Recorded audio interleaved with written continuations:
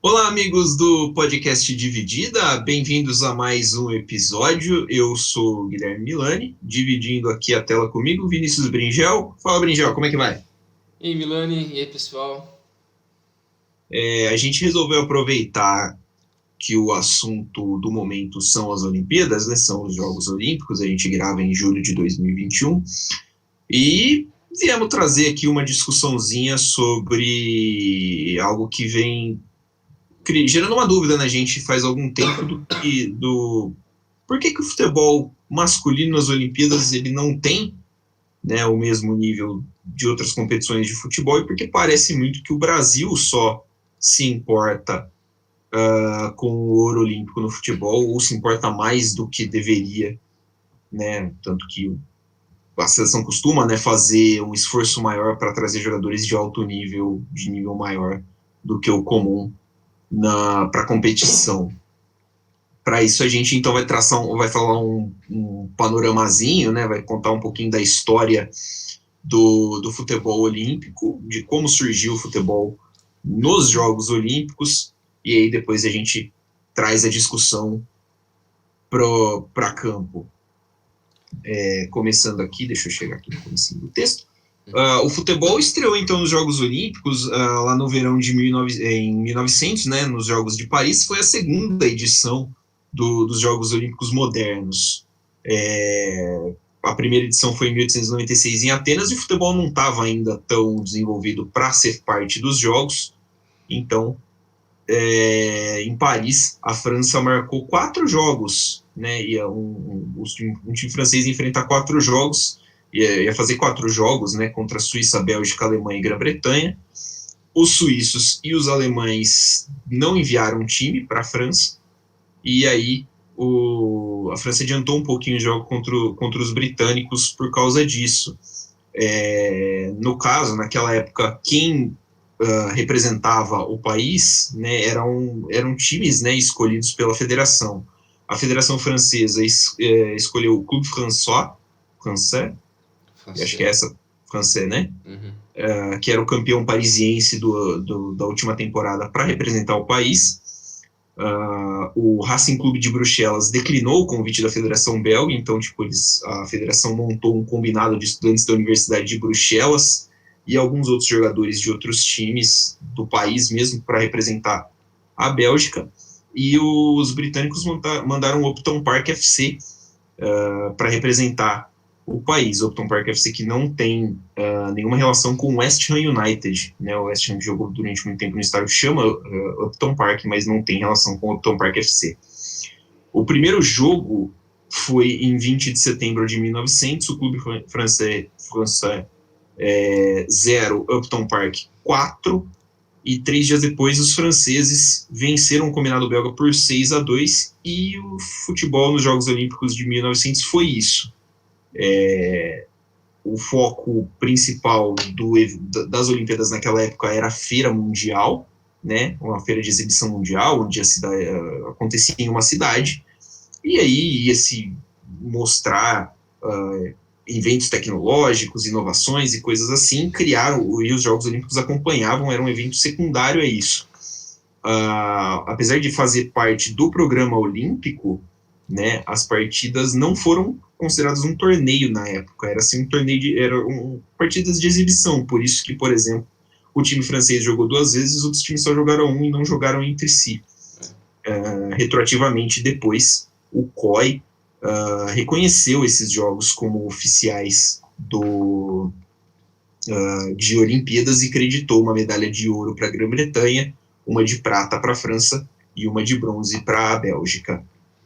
E na Olimpíada seguinte, que foi em St. Louis, nos Estados Unidos, que é a Olimpíada de 1904.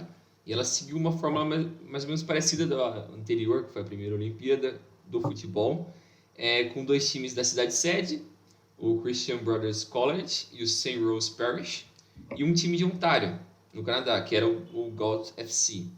Eles disputaram um triangular entre eles. O time canadense, o Galt FC, ganhou de 7-0 no Christian Brothers College e de 4-0 no St. Rose Parish. E eles foram campeões desse triangular. e os dois americanos tiveram que disputar entre eles uma segunda colocação. E o Christian Brothers venceu o St. Rose. E naquele ano as Olimpíadas foram disputadas em 7 meses. E o futebol foi o último esporte disputado dessa Olimpíada. A Olimpíada seguinte foi a Olimpíada de 1906. Eles fizeram 2 anos depois. Eles começaram a fazer em anos intercalados, né? Sob meio com um pretexto de comemoração dos 10 anos dos Jogos Olímpicos modernos. E o evento foi realizado em Atenas, foi vencido pela Dinamarca, que também tinha participação de 3 times das cidades gregas: Atenas, Tessalônica e Esmirna. E essa competição não foi reconhecida pelo COI, mas foi a primeira a distribuir medalhas para os vencedores e finalistas, oficialmente, né? Isso, o distribuir medalhas aí é realmente o ato de distribuir a medalha de campeão. Os jogos seguintes, esses jogos, inclusive só um pequeno parênteses, esses jogos de 1906, eles só aconteceram nessa data, por isso que eles chamam jogos intercalados, e eles não contam pro quadro de medalhas, por exemplo, das Olimpíadas. Aí, em 1908, os jogos foram em Londres, e a FA, né, a Federação Football Association, federação inglesa, organizou o primeiro torneio oficial entre seleções nacionais. E aí, eram as seleções mesmo, não eram times nem combinados representando países ou cidades. Foram 8 times inscritos, a França levou 2 times, um time A e um time B, e a Hungria e a seleção da Boêmia desistiram da competição. A Boêmia, que hoje é uma região da República Tcheca, salvo engano. Então, 6 equipes disputaram o ouro olímpico. Em 1912, Estocolmo, o número de participantes subiu para 11, e todos ainda eram europeus, né? Como era um difícil acesso, você levar competidores para outros lugares, né? Todos os países que disputaram eram europeus. Nos 2 jogos, a Grã-Bretanha foi a campeã, derrotando a Dinamarca na final.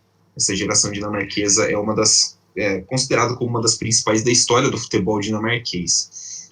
De acordo com o espírito olímpico, né, os jogadores eram obrigatoriamente amadores. E embora os britânicos tenham levado jogadores que tinham passagens por clubes profissionais, como por exemplo o Derby County, o Chelsea e o Bradford City. Muitos dos jogos, essa regra, né, fazia com que muitos dos jogos tivessem placares muito elásticos, né, por causa da diferença técnica já presente na época, como por exemplo a Dinamarca fez 17-1 na França no torneio de 1908.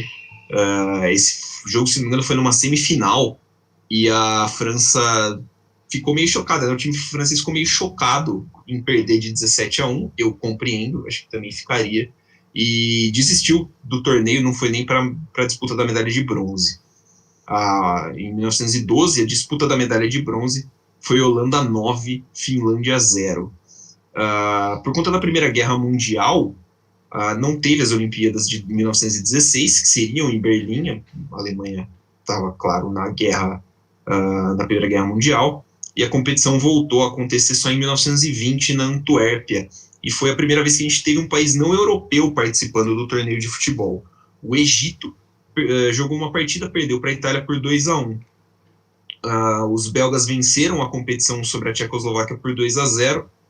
Os tchecos abandonaram o campo aos 39 minutos do primeiro tempo, porque eles estavam descontentes com a arbitragem do inglês John Lewis, né? Eles reclamaram muito de algumas marcações, e que a República Tcheca teria um jogador expulso, né, depois, nesse período.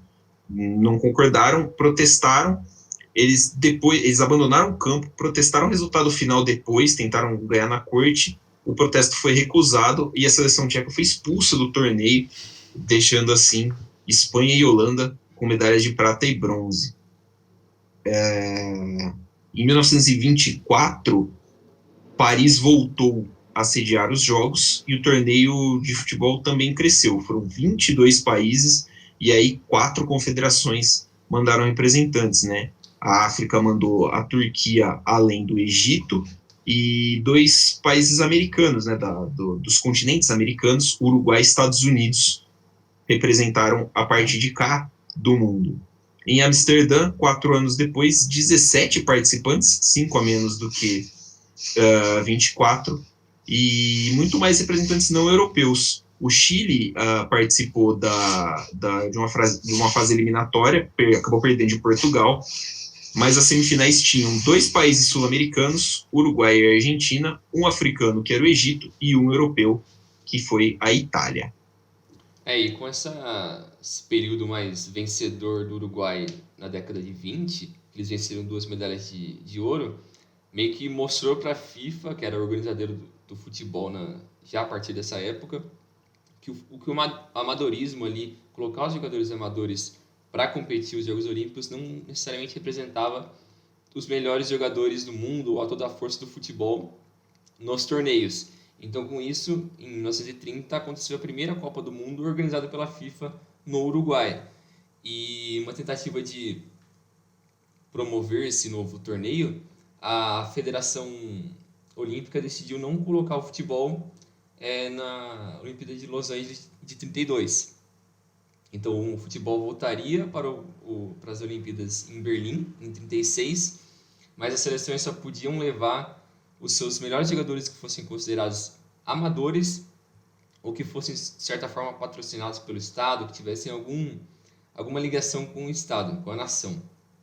E essa competição foi muito famosa por várias polêmicas que teve ao longo dela. Logo na estreia contra os americanos, os italianos meio que intimaram o árbitro alemão para que ele não expulsasse o Pittini, e segurando seus braços e tampando sua boca, meio que calando o cara, o que foi bizarro. E nas quartas de final, o Peru venceu a Áustria por 4-2, mas durante o jogo teve uma invasão de campo por parte da torcida. E por conta disso, os austríacos apelaram para a FIFA para repetir a partida, mas os peruanos se negaram a fazer isso, o que resultou no abandono deles da competição, e a Itália, consequentemente, foi ser campeã desse torneio. Mas logo após disso veio a Segunda Guerra Mundial, causou um hiato de 12 anos entre os Jogos de Berlim, em 36, e em Londres, 48. Essa competição de 48 foi vencida pela seleção sueca, que tinha vários caras históricos dentro da Suécia, como o Gren, o Nordahl, o Liderholm, que marcaram a época no Milan nos anos 50, caras importantes para a seleção sueca. Essa também foi a última medalha de ouro de uma seleção fora do Bloco Leste até a França em 84. A partir daí a gente está falando já de 52, né, com o crescimento e a propagação do profissionalismo no futebol ao redor do mundo, a diferença técnica e de jogo, de qualidade de jogo da Copa do Mundo e das Olimpíadas cresceu, né, aumentou ainda mais, já que nas Olimpíadas ainda você precisava ser amador, né, os Jogos Olímpicos sempre tiveram essa premissa dos jogos serem amadores, e ter o espírito olímpico e tal e coisa. Só que isso favoreceu muitos países do leste europeu, né, sob a influência do bloco soviético, os times tinham seus principais jogadores disponíveis, pois eles eram parte do estado de seus respectivos países. O time dourado da Hungria foi campeão olímpico em 52 e vice-mundial em 54. A União Soviética foi medalha de ouro em 56 e campeã europeia em 60. A Tchecoslováquia foi campeã europeia em 76, terceira colocada na Euro de 80 e medalha de ouro na mesma Olimpíada de 80. Os elencos são razoavelmente diferentes entre essas duas competições, então é uma prova de que os times eram muito fortes. São alguns dos exemplos de sucesso dos países sob o regime socialista, que não consideravam que os jogadores eram profissionais do futebol, né? Eles eram funcionários, eram considerados basicamente funcionários públicos que jogavam futebol para setores do Estado. A partir de 84, nos Jogos de Los Angeles, o Comitê Olímpico decide aceitar que jogadores profissionais de futebol disputassem os Jogos Olímpicos, né? Aí a FIFA participou das negociações e fechou um acordo para que os países da UEFA e da Conmebol levassem só atletas que não tinham jogado na Copa do Mundo, enquanto os países das outras confederações, né, a Confederação da África, da Ásia, da Oceania e a CONCACAF, poderiam levar os jogadores sem nenhuma restrição. Isso muito porque os países da Oeste da Conmebol eram os únicos, né, e continuam sendo os únicos a disputar uma final de Copa do Mundo. A França foi campeã, né, daqueles jogos em 84, fez 2-0 no Brasil na final, na edição que ficou marcada pelo boicote de boa parte dos países do leste europeu. No torneio de futebol, a União Soviética, a Alemanha Oriental e a Tchecoslováquia se recusaram a jogar o torneio e foram substituídas.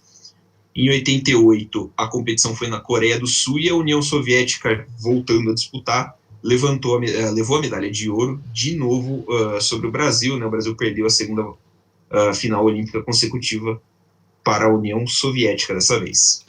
Esse tema do amadorismo dentro das Olimpíadas é um tema muito recorrente que, principalmente a gente está falando do futebol aqui, que é algo mais que faz mais parte da história do futebol nas Olimpíadas, mas dentro dos outros esportes ao longo das Olimpíadas isso também tem um debate, tanto que nos anos 20 os atletas britânicos acusavam os norte-americanos de eles acharem uma certa brecha nas regras do amadorismo, por serem, de certa forma, bolsistas das universidades americanas, portanto eles praticavam dentro da universidade, mas eram considerados amadores, mas de certa forma eles tinham um privilégio por serem universitários. E no fim da década de 30, professores de educação física, diretores de recreação, já eram considerados profissionais, portanto eles não eram elegíveis para competir em Olimpíadas. Então começou a restringir mais quem poderia ou não competir nas Olimpíadas. E no futebol, após os Jogos de 88 em Seul, o COI votou para declarar todos os profissionais elegíveis ou não para disputar as Olimpíadas. E então eles deixaram as confederações, cada uma, dizer quem eles consideravam que deveriam aceitar os jogadores profissionais ou não. E somente o boxe e o futebol decidiram proibir os atletas profissionais competindo nas Olimpíadas. O futebol masculino, né? O feminino ainda continuaria acontecendo com os atletas profissionais. E eles concordaram com uma decisão, eventualmente, de deixar pelo menos 3 atletas acima de 23 anos no futebol, jogadores profissionais, né, acima de 23 anos. Uma decisão que foi considerada acertada pelo COI, já que permitiu a entrada de vários jogadores profissionais e deu um boom ali de popularidade em alguns atletas e também na própria competição do futebol nas Olimpíadas, né?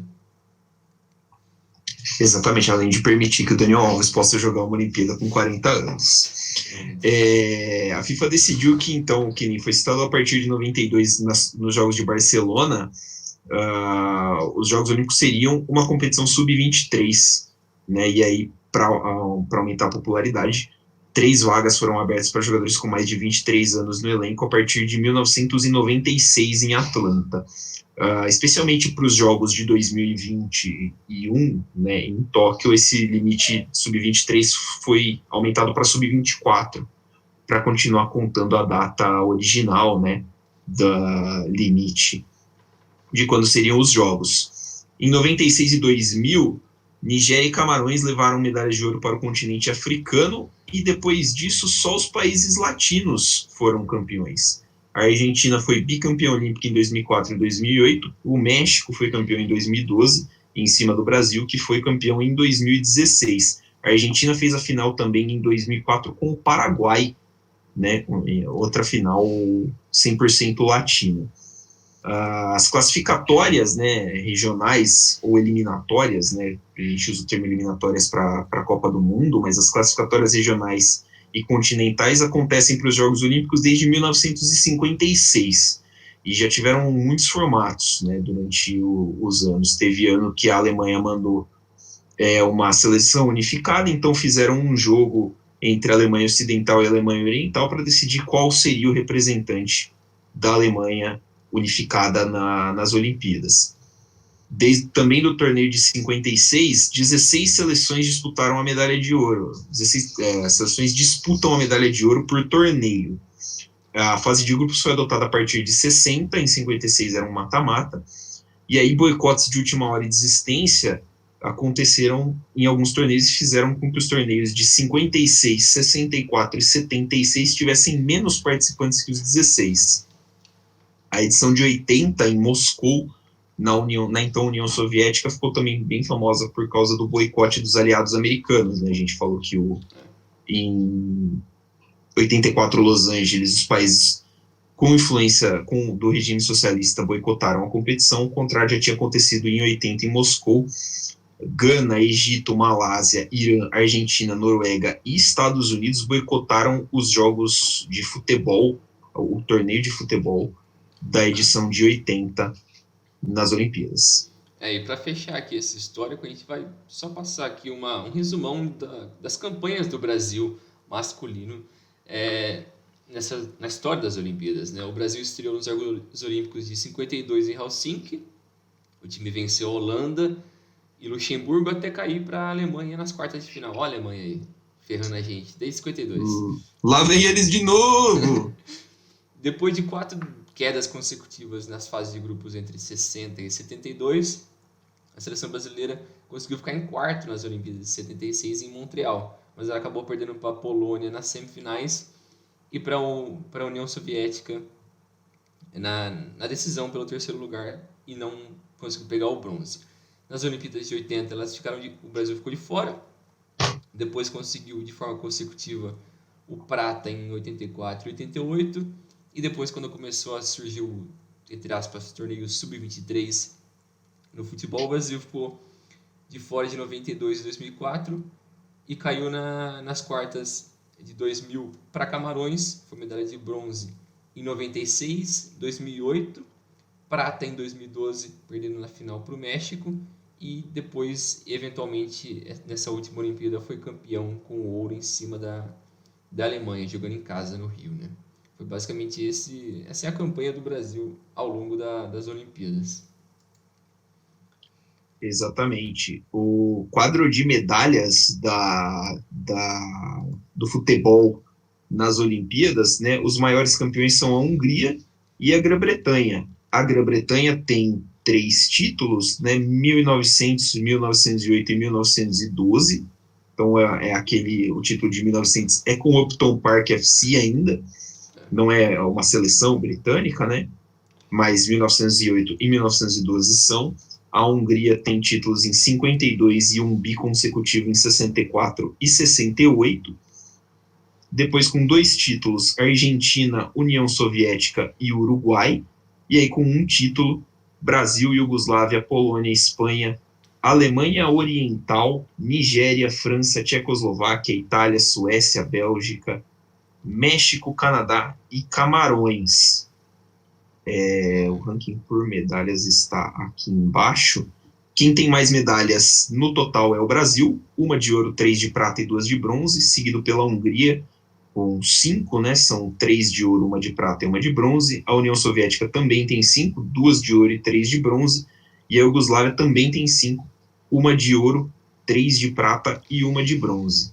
O maior artilheiro da história da Dinamarca, dos Jogos Olímpicos no futebol é Sofus Nielsen, da Dinamarca, que divide esse posto com Antal Dunay, da Hungria. Ambos têm 13 gols em Jogos Olímpicos. Acho que ninguém aqui tem. O Neymar, que acho que é o único que está ainda em atividade, tem 7 gols em Olimpíadas, mas acho que não disputa mais nenhuma. O maior artilheiro do Brasil em Olimpíadas é o Bebeto, tem 8.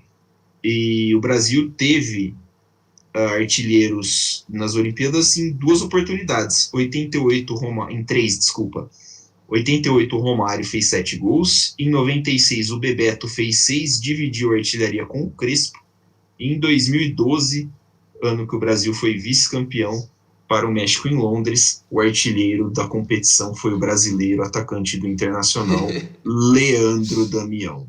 O Leandro Damião é artilheiro de Olimpíadas, você não pode falar nada contra isso, então fica aí esse fato para você. Quando você criticar o Santos, por lembrar que o Santos já pagou 40 milhões de reais nesse rapaz. Quando você pensar que você não foi profissional, você vai lembrar que o Leandro Damião é artilheiro de uma Olimpíada. Aí você vai pensar, puta que pariu, o que eu tô fazendo com a minha vida? O rapaz não somente jogou e tem uma medalha olímpica, ele foi artilheiro das Olimpíadas. Mas então aqui agora, né, o foco desse programa, depois de a gente repassar esse histórico, é discutir por que é tão importante assim pro Brasil, pro brasileiro, vencer as Olimpíadas, que é o porquê das outras nações não darem tanta importância, porque historicamente não tem tanta relevância, as maiores nações não têm tantos títulos ou nunca tentaram basicamente vencer os Jogos Olímpicos do futebol feminino, do futebol masculino, desculpa. Tem um porquê por isso, né? Eu acho que ao longo dos anos, por mais que teve aquele período do amadorismo lá que no início das Olimpíadas, mas eu acho que depois com o crescimento do futebol, a popularização, o profissionalismo, os principais jogadores não tinham basicamente um porquê estar ali, porque se você tinha as melhores competições, mais competitivamente falando, não era a Olimpíada, porque você tinha a Copa do Mundo, você tinha uma Champions League, o seu campeonato nacional ali, que era muito mais atrativo. Financeiramente, muito mais dinheiro, ou mais formas de você gerar dinheiro sem ser com a Olimpíada, que você, querendo ou não, cria um desgaste. E se você pensar no futebol europeu, é durante as férias do europeu, do pessoal do hemisfério norte, né? Você tem que abrir mão das suas férias para jogar uma competição diferente. Tem E vários geralmente porquês, né? e geralmente na parte final, né, É, das férias, porque agosto a gente já tá vendo aqui, por exemplo, que alguns times já estão se representando, jogando é, amistosos e tal, então os times já estão quase em fase final de preparação para a temporada, né? é. Então tem várias formas de a gente tentar olhar do porquê que o futebol masculino nas Olimpíadas não tem um apelo tão grande. Eu particularmente não tenho nenhum prazer de assistir o futebol masculino nas Olimpíadas, simplesmente porque os melhores jogadores não estão ali. As grandes nações que têm jovens jogadores sub-23 não levam eles ali. E para esses caras que são novos, não tem um certo. É diferente de você olhar para uma Copa do Mundo, onde o cara quer estar ali, ou uma Champions League, ele quer estar ali. Não tem esse apelo na Olimpíada. Por mais que a Olimpíada é a maior competição de esportes do mundo, ela não acaba não perdendo um pouco desse apelo no futebol masculino, né, Milan? Eu concordo bastante com o que você falou, só que eu acho que se hoje ela não tem esse apelo foi porque a FIFA percebeu talvez um pouquinho do potencial que o futebol de seleções teria, e aí a gente volta lá para 1920, né, para a década de 20, quando o Uruguai foi bicampeão olímpico, e aí a FIFA resolveu criar a Copa do Mundo. E aí, separando esses dois eventos, tipo, a FIFA criando, olha, a competição de mais alto nível entre seleções é a minha competição. E o fortalecimento dessa competição, claro, em detrimento ao fortalecimento das Olimpíadas, que se manteve de 1930 até 88, cara, são 58 É, anos, né? São, sei lá, quantas gerações de jogador. As Olimpíadas se mantendo como amadoras, enquanto o futebol crescia o profissionalismo a passos largos, a FIFA soube aproveitar bem isso e vender o seu produto, que é a Copa do Mundo, de uma forma muito bem feita. Então aí, cara, eu acho que você acaba criando essa disparidade, né? O porquê dessa falta de interesse, entre aspas. Acho que assim, se hoje a FIFA, sei lá, a FIFA acabou, e aí o COI fala assim, beleza, agora o nosso torneio de futebol masculino é de seleção principal igual é o feminino. Aí, beleza. Aí todo mundo vai passar a olhar o futebol masculino nos Jogos Olímpicos com outros olhos. uhum, Aí a galera vai, ó, agora a gente vai jogar a competição. Porra, é as Olimpíadas e é a competição de futebol. Mas não vai acontecer, né? Então acho que assim vai continuar é, dessa forma. Acho que essa solução do Sub-23 é o máximo que eles conseguiram, né? Para manter atrativo, né? Porque você tem caras que são profissionais, né? Você olha para as seleções, pô, os caras são profissionais. O aditivo dos três jogadores acima da idade é interessante, porque dá uma oxigenada, que a gente tinha comentado, né? Dá traz um atrativo novo, você tem caras... A gente brinca, mas, pô, é legal pra caramba que o Daniel Alves tem ainda esse desejo de jogar uma Olimpíada, é um título que o cara não tem.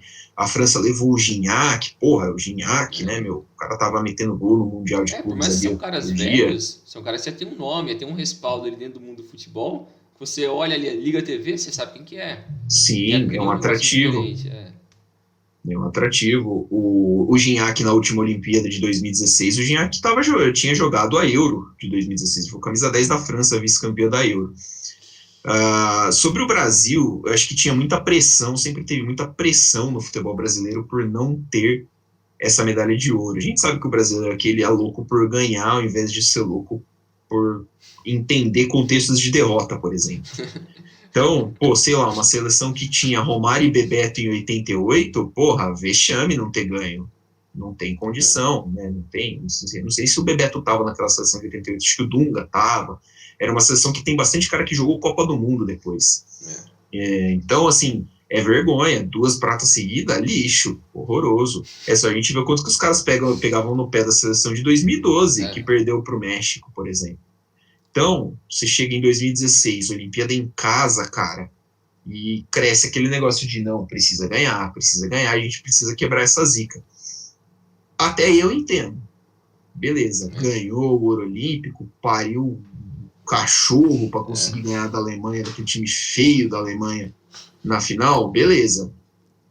Só que aí, cara, para 2020, por exemplo, você podia ter pensado já num projeto diferente, né? Faz sentido você ir tentar buscar o Neymar para jogar as Olimpíadas desse ano, que nem foi tentado. O Everton, que é o atual Os caras goleiro. queriam o Marquinhos também, velho. Que O Marquinhos ia fazer Marquinhos. ali, velho? Ô, amigo, para, o Marquinhos é top 5 zagueiro no mundo. Pô, vamos lá, vamos devagar, né? Você pode usar, por que não, como acredito que está sendo usado com boa parte, a seleção brasileira como um laboratório para jogadores. Sim. Né, fazer a transição para a principal, como você está usando o Gerson, que devia estar na seleção principal, o Bruno Guimarães, que já devia estar na seleção principal, o Richarlison pediu para jogar, né, até entendo de certa forma, mas assim, você vai testar um cara como o Matheus Cunha, aí acho válido a convocação dele, para você entender como é que o cara funciona em âmbito de seleção, em um torneio. Mas, assim, cara, você precisar levar os top toda hora, eu não acho que seja certo, de verdade. Eu também não entendo muito isso, não. Essa questão de funcionar como usar a Olimpíada do futebol masculino como uma forma de um laboratório ali, eu acho que é super positivo. Mas eu acho que precisa ter um alinhamento entre o Tite, o técnico da seleção principal, e o técnico da seleção olímpica. Para eles conversarem ali, você não tá conseguindo dar muita chance para esse cara aqui que tem uns 18, 19 anos, eu vou levar para a Olímpica, que lá ele consegue ter um pouco mais de experiência e tal. A gente trabalha algo diferente com ele, pá. Deixar alinhado já o pensamento para depois pensando num futuro, daqui, então se ele pegar essa experiência, daqui 1, 2 anos ele consegue já ir para a principal, eu convoco ele uma vez ou outra. Eu acho que poderia ter esse alinhamento, mas eu não sinto que tem isso com o Tite. Eu acho que ele ainda se mantém naquele mesmo negócio que a gente já criticou de vários técnicos brasileiros nos últimos anos. Que é se manter no seu grupo de caras que você confia e é isso aí. Você vai até a morte com eles. Eu entendo isso, mas eu também entendo que, cara, gerações passam. Tem caras que daqui a 1, 2 anos talvez não tenham o mesmo rendimento na seleção brasileira, em qualquer clube, em qualquer competição. Então você dá uma nova oportunidade, tentar mesclar um pouco da experiência, saber trabalhar isso, cara, é essencial em qualquer coisa. E eu acho que é muito mal utilizado isso dentro das Olimpíadas. E eu acho que isso acabava sendo meio que sacrificado por essa necessidade de ganhar a medalha. Porque ao invés de você usar isso como um processo de trabalhar os caras, ficar naquele desespero de botar os moleques de 18, 19 anos, mano, você tem que ganhar isso daqui. Você tem que ganhar isso daqui, se você não ganhar, você é um lixo. Você é ruim. E o que não faz o menor sentido.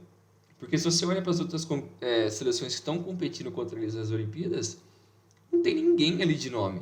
Não tem, porque os caras não levam os principais jogadores. Não tem uma necessidade. Você não vê ninguém cobrando Portugal. Porra, como você não vai levar o Cristiano Ronaldo aqui para a Olimpíada? Ô louco, você não vai levar, sei lá, o Messi para a Olimpíada? O Bernardo Silva não tá aí?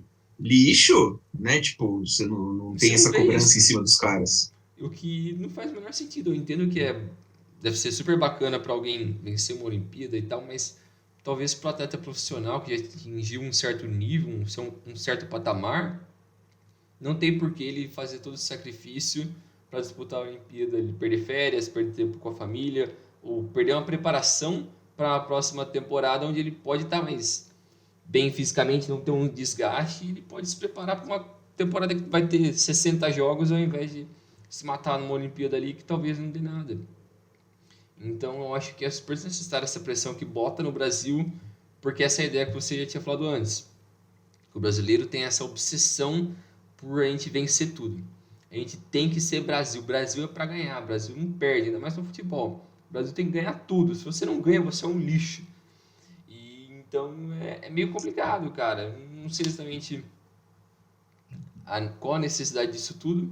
Talvez depois dessa medalha do Rio, eu achei que as coisas iam melhorar um pouco, mas você tentar trazer o Daniel Alves, o Marquinhos, uns caras assim, mostra que o pensamento não mudou ainda.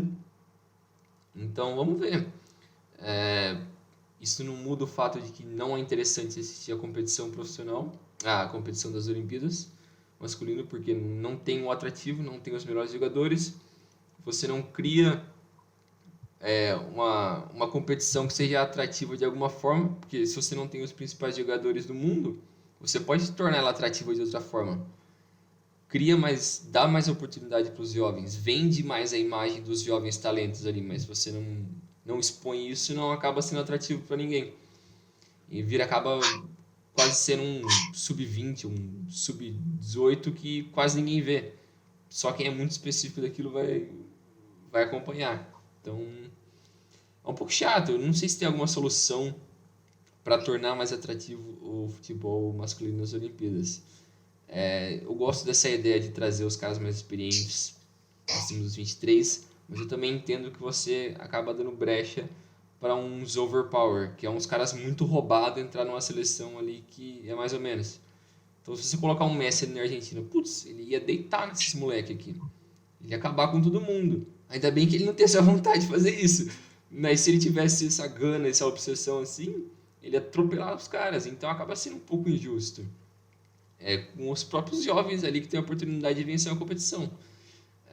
Então, não sei.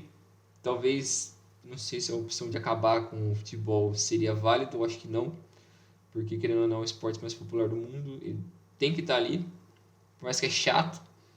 Eu acho que talvez se você tornar ele um sub-21 sem os acima da idade, sem a exceção ali, talvez seja melhor, mas eu não sei. Aí ele vai acabar substituindo o Mundial Sub-20. E a FIFA perde dinheiro, e a FIFA não quer perder dinheiro. Brava, Então eu acho que não tem fim. Eu acho que vai acabar sendo isso daí. É difícil você achar uma saída para isso. Eu concordo. Você tinha falado de levar jogadores, né, de dar oportunidade de jogadores de 18, 19 anos, e eu lembrei que, cara, puta, é o torneio perfeito pro Vinícius Júnior e pro Rodrigo jogar, né? Pegar aquela cancha de seleção, pegar aquela experiência de torneio internacional e ajudar eles a se acomodar no ambiente, acho que seria muito bacana. Enquanto você estava falando, eu estava dando uma passada aqui em nos elencos, né, das Olimpíadas desse ano, e, cara, realmente, você não tem, assim, nossa, um negócio absurdo de jogadores dos outros países, cracassos indo pro coisa. A Argentina, nosso país vizinho, levou, por exemplo, caras muito promissores, como o Thiago Almada do Vélez, o Alexis McAllister, que é do Brighton, hoje do Brighton, ex-Argentinos Júniors, o Gais, jogadores interessantes. Por exemplo, a Austrália, que é um time que está sempre em Copa do Mundo também, não tem ninguém assim muito conhecido. O Egito não fez o inferno para levar o Salah, por exemplo. Ainda bem. Mas levou o El Shenawy, que foi o goleiro na Copa. E basicamente isso. Né? A Espanha montou um time bacana. A Espanha levou um time interessantinho. Tem o Pedri, que ainda tem idade, Bryan Gil, Eric Mas ele Garcia. foi obrigado, né? Porque a Espanha não tem a opção de você, do clube, rejeitar a convocação. Sim. A Espanha é um dos poucos países que você convocou, problema do clube, se eles não estão nem aí. Você vai para a Olimpíada, você é obrigado, é igual basicamente um exército. Também chamou Dani Olmo do Leipzig e Dani Ceballos, né, do Arsenal, que não entrou nessa coisa, mas assim, só para mostrar aqui. Um time interessante. A Alemanha não chamou ninguém de especial, a Costa do Marfim chamou o Bailly, né, do United, o Kessié do Milan, e só também. E um outro nome que eu achei muito curioso é o Ochoa, do México, Nossa, que está jogando aí 36 anos, o Ochoa, interminável. interminável. A Nova Zelândia levou os dois principais jogadores da história do país, né? O Chris Wood, atacante do Burnley, e o Winston Reid, zagueiro ex-West Ham, que está no Brentford. Assim, eu também, quem você falou, eu também não vejo saída de verdade. Eu acho que vai continuar assim e assim vai ser. O nível técnico provavelmente não vai melhorar. Eles não vão querer expandir o torneio em troca de dinheiro, até porque as Olimpíadas o futebol é só um detalhe, né? É só um É, esporte nas Olimpíadas, então não faz tanta diferença. Então acho que vai continuar assim, um é. sub-23 com alguns caras, pode dar certo para algum país assim, às vezes encaixa uma geraçãozinha aqui, um estilo de jogo legal aqui para ganhar uma medalha e você marca o seu nome na história do país e tal, e acho que as Olimpíadas são muito propícias para esse tipo de história, principalmente num esporte que é tão grande fora, né? Mas não acho que enquanto você tiver a FIFA e a Copa do Mundo e torneios, por exemplo, continentais ocorrendo de alto nível regularmente, as Olimpíadas vão tomar esse espaço de principal torneio, né? É, Ao contrário do feminino, né, que o feminino entra no calendário olímpico, salvo engano, em 96, e ele já sim. entra como forma de você impulsionar o esporte, né? É. O futebol feminino, vai lembrar que o futebol feminino começa assim, primeira Copa do Mundo de futebol feminino é em 90, né? Até ali, em 90, se for parar para pensar, a gente tem 3 países tricampeões mundiais já no masculino.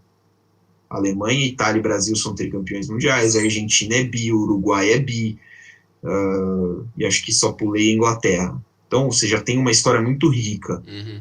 Aí faz sentido você ir equilibrando a Copa do Mundo de futebol feminino e o futebol feminino nos Jogos Olímpicos também, porque são de 2 em 2 anos.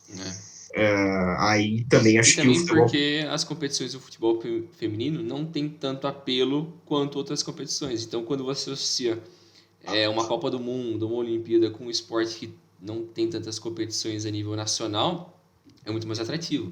Então, Sim, você, por mais que você não acompanhe as competições nacional do feminino, você quer ver o feminino nas Olimpíadas, na Copa, é muito mais interessante. Vira a competição grande mesmo, né? O sim, apelo é muito maior. e aí você ajuda a fomentar o É. esporte, né? Você ajuda a fomentar o esporte e desenvolver essas competições. Sim, E, consequentemente ele vai evoluir nas competições nacionais. sim, então, assim, eu pessoalmente eu prefiro assistir o futebol feminino É, nas com Olimpíadas do que o certeza. masculino. É bem mais atrativo. É, É, Então, acho que, assim, pro masculino, cara, não vai rolar. Não vai rolar, não vai assim, melhorar. Pode ser que a gente acerte aí, resolva uma seleção, encaixe um técnico que tem comece uma revolução tática nos Jogos Olímpicos, porque ele vai precisar trabalhar com um pool ali de jogadores mais diminuto, no caso. é, E aí o cara adapta os jogadores ao esquema dele e se torne algo atrativo. Pode ser que aconteça, é. mas acho que é o caminho para é o único meio assim de tornar o torneio mais atrativo. E meio que pra fechar aqui, assim, é bom também fazer um paralelo dessa falta do interesse do futebol masculino nas Olimpíadas com outros esportes das Olimpíadas também, né? Que não tem a presença dos principais atletas competindo na Olimpíada, ou por algum ou outro motivo elas são ausentes da Olimpíada, né? No caso do boxe, os jogadores, os lutadores, né? Profissionais não podem competir nas Olimpíadas, só os amadores. Então você acaba perdendo os principais lutadores. Caralho, eu tô com o jogador na cabeça. Os principais lutadores. Porque, primeiro, um dos argumentos que os caras usam é que por que eu vou ficar tomando murro na cara de algo que não vai me dar um retorno financeiro como uma luta profissional? Não tem porquê. Então você está correndo o risco de se lesionar e depois você perder uma competição importante, ou uma luta importante contra algum cara bom, ou uma luta por título. Então não compensa para os caras. E da mesma forma, o tênis, durante alguns anos, eu acho que até hoje, pelo menos para mim, no meu ponto de vista, os principais jogadores de tênis não têm a mesma vontade de competir na Olimpíada como nos Grand Slams. Só você vê nesse ano que como a Olimpíada ela fica meio que no espaço de tempo entre Roland Garros e Wimbledon, você não tem tempo de descanso. Então, um atleta profissional, um top ali, ele teria que emendar 3 competições de alto nível de uma vez só. Isso é desumano. Para quem sabe como é o tênis, que você joga basicamente dia sim, dia não, não tem como. Você vai matar o atleta.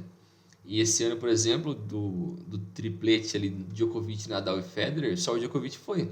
Porque os outros dois preferiram se resguardar, preservar o corpo, cuidar de lesões, ao invés de uma competição que, cara, eles já estão relativamente velhos, não tem por que ficar se expondo a algo que não vai ter um retorno para eles, não tem por que fazer isso. É um desgaste desnecessário, né? Completamente. E ainda, cara, que as Olimpíadas, a gente costumou chamar de Olimpíadas, mas são os Jogos Olímpicos de verão, É, porque são disputados no verão, e a gente tem as Olimpíadas de inverno. Os jogos de tênis, esse ano, em Tóquio, que está fazendo um calor insuportável, estão em horários desumanos. Teve um é, tenista argentino, que eu não vou lembrar o nome, infelizmente, que reclamou para o juiz. Falou assim, viu, não dá para jogar, para a gente jogar tênis ao meio-dia. vai fritar os caras. Vai fritar os caras. E aí você pega um cara que já está cansado, já tem o desgaste de outros torneios estressantes, né, como são os grandes lãs, para jogar ainda nessas condições das Olimpíadas não é atrativo. O Zverev, foi o Zverev, Ele ia chegar nas virou, quartas hoje, não sei se ele ganhou. ele virou para um juiz e falou assim, cara, tá muito quente para a gente jogar. Se eu morrer aqui, o que vai acontecer? Vai É, precisar, né? Teve uma tenista espanhola que passou mal, precisou sair de cadeira de rodas porque passou mal por causa do calor. Semifinal de Olimpíada, irmão. é, Então, assim, parte um pouco da organização, entender um pouquinho das características do jogo e é, adaptar no seu calendário. Tá? Isso é um erro da organização dos Jogos Olímpicos de Tóquio, sim. mas pode ser usado muito tranquilamente como argumento para jogadores simplesmente decidirem não competir nas Olimpíadas. Sim, exatamente. E outro exemplo disso também é o basquete masculino, né? Onde basicamente quase 90, 95% dos principais atletas de basquete do mundo são americanos e jogam na NBA. Agora, enquanto está acontecendo as Olimpíadas, são as férias deles. O cara tem que abrir mão das férias numa temporada super desgastante como é da NBA, jogar numa competição onde os caras claramente são de um nível muito inferior a eles, tirando algumas exceções ali como a Espanha na década passada, teve um time muito forte, a Argentina no início do século teve uma equipe também muito forte, mas eram exceções ali assim. Eles poderiam, entre aspas, brincar com os Estados Unidos, mas se os Estados Unidos decidir, cara, vamos levar todo mundo bom aqui, eles fazem 3 times absurdos e atropelam todo mundo. Mas eles não fazem isso porque não tem graça, não é atrativo pro atleta americano fazer isso. Tanto que só você vê nessa própria Olimpíada, na pré-temporada ali, né? Os jogos antes da Olimpíada, eles fizeram, se não me engano, 3 jogos, perderam 2. E no início dessa Olimpíada, meu jogo perderam para a França, que nem é a super França. É uma França boa ali, tem o cara do Jazz lá, o. O Batum, Não, eu ia falar do. Rudy Gobert. Isso, defensor do ano lá e tal, o cara foda. Beleza, mas não é uma super França, não é a França do Tony Parker, não era a França do Boris Diaw, esses caras. Então, e eles perderam. Mostra um pouco do comprometimento que esses caras têm com a seleção americana, principalmente nas Olimpíadas, porque não é atrativo para esses caras. Não tem porquê. Só o Kevin Durant, que é um doente, que o cara já ganhou 2 medalhas de ouro, o cara tá indo para pegar a terceira, o cara não tem o que fazer, mano. O cara louco. Mas é uma exceção. Acaba tornando um pouco o esporte um pouco desinteressante, você acaba perdendo um pouco do prestígio dele dessas competições, porque os atletas têm muito mais a perder do que a ganhar jogando esses jogos, né? Você citou também esse caso do basquete, eu acho curioso, porque eu acho que até os organizadores do evento preferem que os Estados Unidos não leve, né? É, Porque senão viram um Barcelona 92 em que os Estados Unidos simplesmente atropelou todo mundo. E, né, assim, é legal porque o Dream Team de 92 dos Estados Unidos entrou para a história. é. Tá? O Dream Team tem uma entrada, eles foram colocados no Hall da Fama do basquete só pelo Dream Team. É. Então, por exemplo, o Michael Jordan está 2 vezes no Hall da Fama do basquete. Uma por ser o Michael Jordan, outra por estar no Dream Team. É. Mas não é interessante você ver, tipo, você saber que um time vai ganhar todos os jogos por 30 pontos de diferença. É. Entendeu? Então, assim, tem esse lado que você falou, e acho que também os organizadores acho que acabam pensando nisso também. Você citou a Argentina, pô, a história da Argentina 2004 cara, é uma das maiores medalhas que a América do Sul já ganhou numa Olimpíada.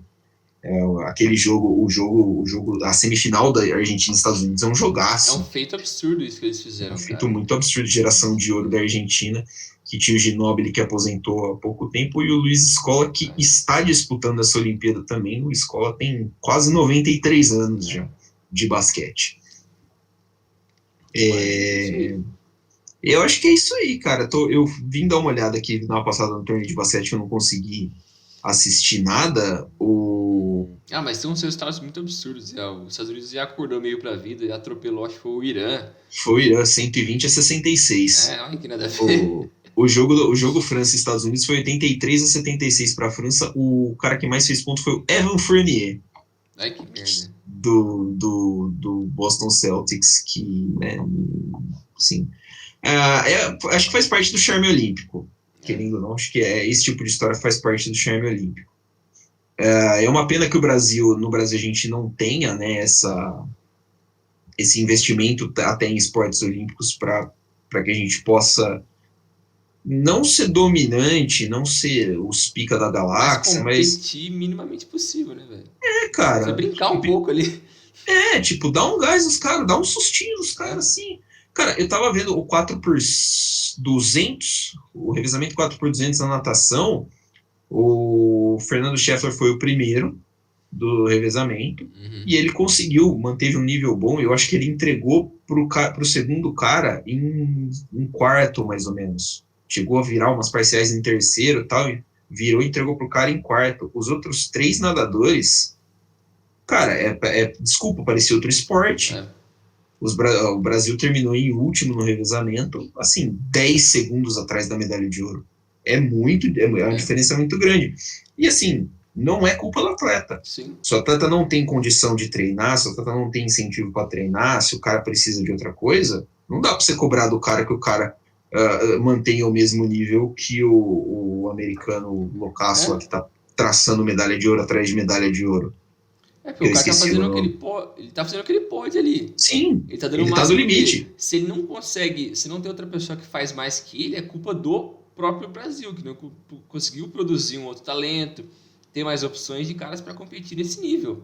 Aí não é culpa do cara que tá indo, entre aspas, mal ali, pô, ele tá fazendo o máximo dele. Ele não tem opção. É como em outras categorias que a gente vê que, tipo, só tem um brasileiro, ou nem tem brasileiro na categoria. É uma pena, eu sinto dó dos caras ali que estão se ferrando, se matando ali, porque eles não têm uma remuneração, que o esporte não é valorizado no Brasil, o cara não tem apoio nenhum, ele tem que às vezes bancar a própria viagem dele para competir numa Olimpíada, no Mundial, em alguma coisa. Então, bancar os equipamentos, bancar a estrutura que o esporte necessita, e a gente sabe que nem sempre é barato. Para você competir minimamente num alto nível, você tem que investir muito, porque todo mundo hoje em dia em qualquer esporte é bom. Os caras conseguem competir, os caras conseguem olhar em tudo para você competir no mais alto nível. E se o Brasil não consegue fornecer o mínimo para esses atletas que já conseguiram dar um passo inicial por conta própria, o Brasil não consegue dar esse salto a mais para eles, ou conseguir pelo menos incentivar uma geração de pessoas a começar a querer praticar, a buscar um esporte, é culpa do próprio Brasil. O Brasil que merece as maiores críticas do porquê o Brasil nunca vai bem em Olimpíada. Toda Olimpíada, quando começa, a gente pensa, putz, essa vez o Brasil vai chegar ali, ó, top 6, 7, a gente sempre sonha, né? Aí toma um pau pra todo mundo, vai parar lá em 15º. Porque não consegue, cara. A Não gente não tem. consegue competir. A gente, às vezes, por um milagre, aparece alguém em alguma modalidade que tira uma medalha ali que a gente nem sabe quem que é o cara. Porque ele não tem nenhum apelo midiático, porque o Brasil não se importa com o lado humano de ninguém aqui. Não se importa em tentar trabalhar a imagem do atleta, popularizar ele, tentar gerar uma renda pro cara. Não se importa, caga pro cara. Então, se o cara conseguiu chegar naquele nível, foi porque ele foi atrás daquilo. Ele gastou o dinheiro do próprio bolso, da família dele, do seu próprio esforço para chegar naquele nível. Aí quando o cara chega num patamar que ele conquista uma medalha, todo mundo fica, beleza, da hora, vai Brasil! Depois 2 meses esquece do depois cara. esqueceu o cara. Foda-se o cara.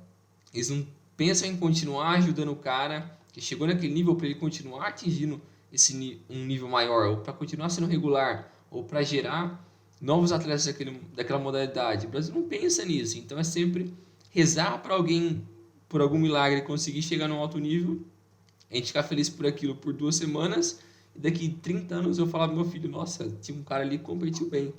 Da hora, pai, bacana, falou. É isso. Bacana, né? Tipo, já era. É o caso, o caso que você citou me lembrou muito, por exemplo, o caso do Isaquias Queiroz, É, que foi, ele ganhou acho que 3 medalhas no Rio 2016 e eu nunca tinha ouvido falar do é, rapaz. E a gente, assim, a gente costuma consumir muita mídia esportiva, né? Canais do Sport TV, da ESPN, e assim, nada, cara, nada. E o Remo, porra, honestamente, Remo, regata, essas coisas, o Brasil devia ser bom pra cacete, sim, velho. sim, Todos os times do Rio de Janeiro, os três dos 4 principais times do Rio de Janeiro sim, nasceram de times de regata. sim. Então, pô, devia ser obrigação ser bom pra cacete, velho.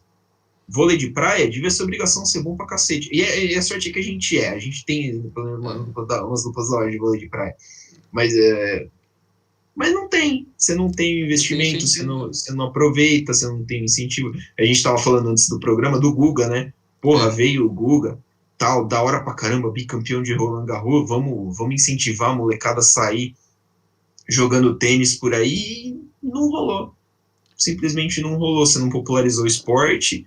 Quer dizer, de certa forma você popularizou, porque os eventos passam na TV e tal, a galera assiste, só que ninguém pratica. é. Né? Tipo, E se ninguém a pratica, não prática. tem como você criar um talento. Exatamente, a prática ficou muito restrita. E aí não adianta ficar cornetando o Thomas Bellucci porque ele não consegue ganhar dos caras, É. entendeu?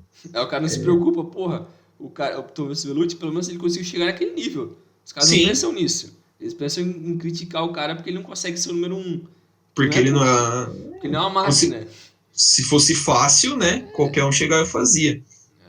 Hoje, dia 29/7, a Mayra Guerra ganhou a medalha de bronze no judô, É. né?